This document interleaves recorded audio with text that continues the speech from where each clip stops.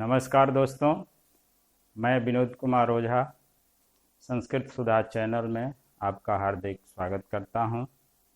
दोस्तों, आज हम लोग बहुत ही महत्वपूर्ण विषय वस्तु कारक के बारे में पढ़ेंगे। कारक क्या है और उसके चिन्ह क्या हैं, कारक का विभक्ति के साथ संबंध क्या है, इसको जब तक हम लोग नहीं समझेंगे तब तक हिंदी से संस्कृत में अनुवाद करना बहुत ही मुश्किल है।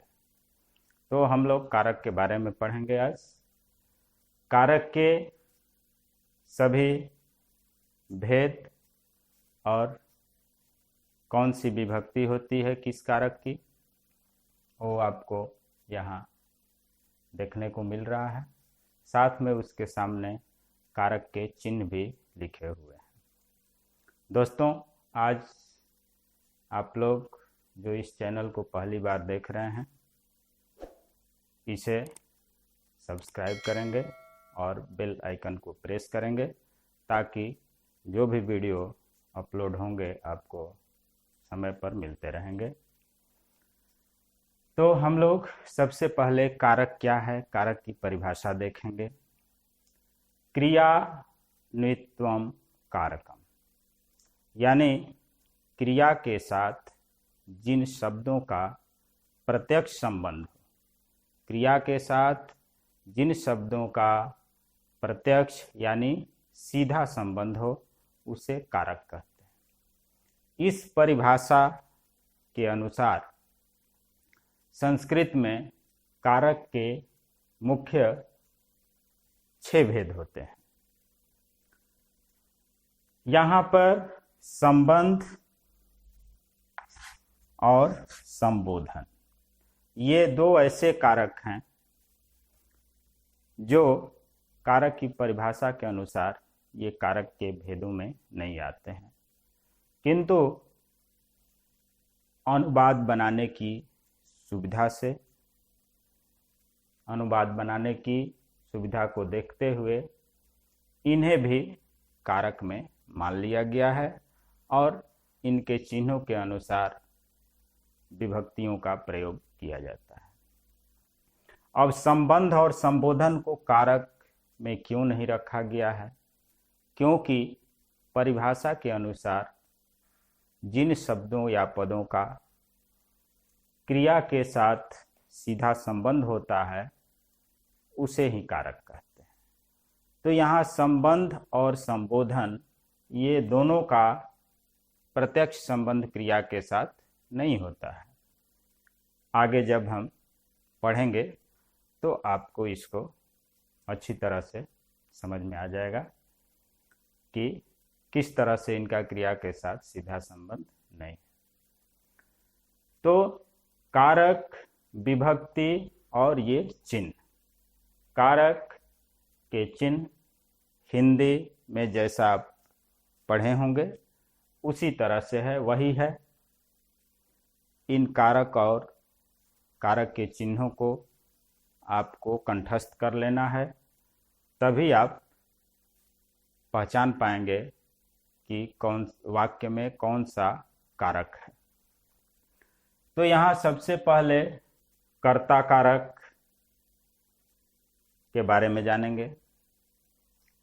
कर्ता यानी जो करता है, यानी जो क्रिया करता है, जो क्रिया को संपादित करता है, वह कर्ता कारक है। क्रिया को संपादित करने वाले पद को या शब्द को कर्ता कारक कहते हैं और क्रिया के साथ कर्ता का सीधा संबंध होता है। क्या करता है? जब यह प्रश्न करेंगे तो सीधा आपको कर्ता मिलेगा कि कर्ता क्या करता है। कर्ता का चिन्ह ने होता है, जैसे राम ने कहा, उसने झूठ बोला, तो ये ने चिन्ह है, कर्ता का चिन्ह है। आप देख रहे हैं कि यहाँ पर शून्य भी दिया हुआ है। शून्य मतलब जहाँ पर ने चिन्ह छुपा हुआ है। कर्ता है किंतु वहाँ ने चिन्ह का प्रयोग नहीं किया गया है, वहाँ पर शून्य है, दिखता नहीं है। जब हम वहाँ ने चिन्ह का प्रयोग करते हैं तो वाक्य सुनने में अच्छा नहीं लगता है। तो इसलिए कहीं पर चिन्ह नहीं रहता है, यानी वहाँ शून्य हो गया, लेकिन कर्ता का चिन्ह ने होता है। कर्ता में कौन सी विभक्ति होती है? प्रथमा विभक्ति होती है। तो इस तरह से क्रिया को संपादित करने वाले को कर्ता कारक कहते हैं और इसका क्रिया के साथ सीधा संबंध होता है। जैसे राम पढ़ता है, राम कर्ता हो गया, पढ़ता है क्रिया हो गई। दूसरा हुआ कर्म कारक। कर्म यानी क्रिया का जिसके ऊपर प्रभाव पड़ता है, क्रिया के होने का जिस पर प्रभाव पड़े वह कर्म कारक है। कर्ता जो क्रिया करता है उसका कर्म के ऊपर प्रभाव पड़ता है। जैसे राम आम खाता है, आम यहाँ पर कर्म कारक हो गया, क्योंकि क्रिया का खाने का प्रभाव किसके ऊपर है? आम के ऊपर है। तो यहाँ कर्म में को चिन्ह होता है और जहाँ पर को चिन्ह का प्रयोग नहीं हुआ है वहाँ पर छिपा हुआ रहता है, यानी शून्य होता है। कर्ता ने कर्म को, तो ये को चिन्ह हो गया। अब तीसरा हुआ करण कारक। करण कारक में तृतीया विभक्ति होती है, यानी साधकतम करणम, यानी साधन को, इंस्ट्रूमेंट को करण कारक कहते हैं। यानी जिस साधन से क्रिया संपन्न होती है, जिसके माध्यम से क्रिया संपन्न होती है, जिस उपकरण से, साधन से क्रिया संपन्न होती है उसे करण कारक कहते हैं और इसका चिन्ह से होता है और द्वारा होता है। जैसे मैं कलम से लिखता हूँ, यानी कलम से, कलम हो गया साधन, यह करण कारक हो गया। इसमें जब शब्द रूप के अनुसार तृतीया विभक्ति का प्रयोग करेंगे, कलमेन लिखति, अहम कलमेन लिखामि, बालकः कलमेन लिखति, कलम से लिखता है, यानी तृतीया विभक्ति हो जाएगा। चौथा हुआ संप्रदान कारक। संप्रदान यानी जिसके लिए कोई कार्य किया जाए, जिसके लिए कुछ दिया जाए अथवा लिया जाए, तो वहाँ पर संप्रदान कारक कथा। दानार्थे संप्रदानम, यानी दान के अर्थ में संप्रदान कारक होता है, देने के अर्थ में, लेने के अर्थ में संप्रदान कारक होता है और इसका चिन्ह होता है को, के लिए, और विभक्ति होती है, चतुर्थी विभक्ति होती है। अब पांचवा देखेंगे संप्रदान कारक, अपादान। संप्रदान के बाद पांचवा हुआ अपादान।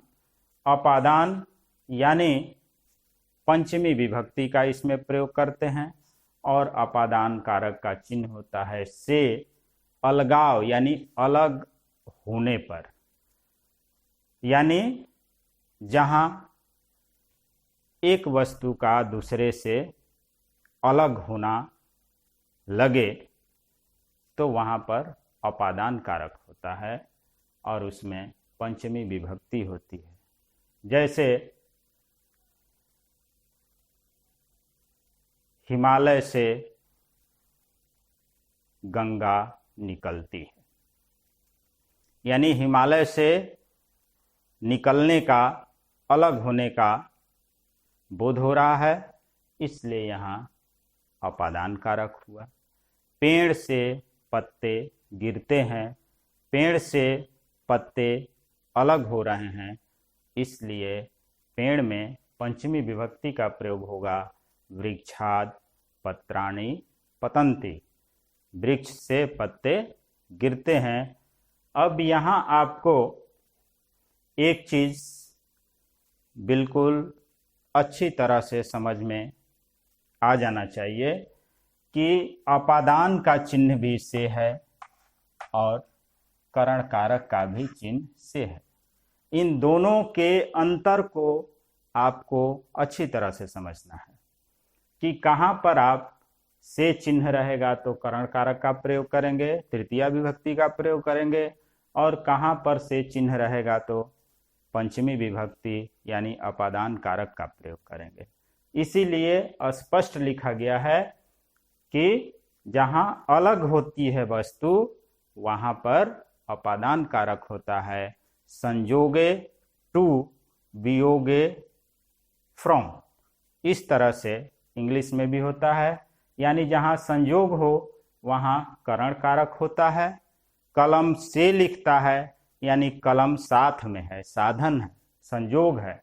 और वियोग जहाँ अलग होता है, फ्रॉम है यानी पेड़ से अलग हो रहे हैं पत्ते, इसलिए वहाँ पर अपादान कारक होगा। ये दोनों में यही अंतर है, इसको आप अच्छी तरह से याद करेंगे। इसके बाद हुआ संबंध कारक। संस्कृत के अनुसार छठा में होता है अधिकरण कारक। अधिकरण कारक यानी सप्तमी विभक्ति, यहाँ पर अधिकरण कारक का चिन्ह हुआ में, पै, पर, यानी घर में हम रहते हैं, किताब मेज पर पड़ी है, पक्षी पेड़ पर रहते हैं। तो इस तरह से में, पै और पर चिन्ह हुआ अधिकरण कारक का। इसका भी क्रिया के साथ सीधा संबंध है, इसलिए अधिकरण कारक इसको कहते हैं और सप्तमी विभक्ति होती है। लेकिन हिंदी कारक के क्रमानुसार संबंध कारक को छठे नंबर पर रखा गया है। अब हम इसको समझेंगे कि संबंध कारक का क्रिया के साथ सीधा संबंध कैसे नहीं है। जैसे वाक्य आप देखेंगे, दशरथ का पुत्र राम वन को जाता है। यहां पर वन को जाता है, दशरथ के पुत्र राम वन को गए, वनवास गए। तो यहां पर दशरथ का ये संबंध कारक हुआ। यहां का चिन्ह है, काके की, रारे री, नाने नी, यानी हमारा तुम्हारा, हमारे तुम्हारे, अपना अपनी, यानी ये संबंध का चिन्ह हुआ। वह राम का पुत्र है। तो पुत्र है, क्रिया का संबंध है का पुत्र के साथ है, राम के साथ नहीं है। राम एक पहचान दिलाता है, दशरथ का पुत्र राम बन गए। तो राम बन गए, दशरथ के या का, ये केवल पहचान दिलाता है, इसलिए अधिकरण को प्रत्यक्ष कारक के रूप में हम इसे नहीं मानते। लेकिन अनुवाद की सुविधा से हम इसे कारक में रख करके कारक के 8 भेद मान लेते हैं। तो संबंध कारक यानी षष्ठी विभक्ति। अब लास्ट में हुआ संबोधन। संबोधन कारक प्रथमा विभक्ति का ही रूप होता है, केवल एक वचन में थोड़ा सा अंतर होता है, नहीं तो प्रथमा विभक्ति ही संबोधन कारक की विभक्ति होती है। संबोधन यानी हम किसी को संबोधित करते हैं, किसी को बुलाते हैं, आह्वान करते हैं तो वहाँ पर हे, भो, ऐ, अरे का प्रयोग करते हैं तो यह संबोधन कारक होता है। तो इस तरह से हम लोग कारक के 8 भेदों को समझ गए, लेकिन संस्कृत के अनुसार कारक के जो 6 भेद हैं उनको आप याद रखेंगे कि मुख्यतः यही 6 भेद होते हैं क्रिया के साथ जिनका सीधा संबंध होता है। तो आशा है आप लोग इसे अच्छी तरह से समझे होंगे। यदि अच्छा लगा हो आप इसे लाइक करेंगे और अधिक से अधिक शेयर करेंगे। यदि कहीं समझ न आया हो, कहीं आपको कोई समस्या हो तो आप कमेंट बॉक्स में ज़रूर पूछिएगा। और धन्यवाद।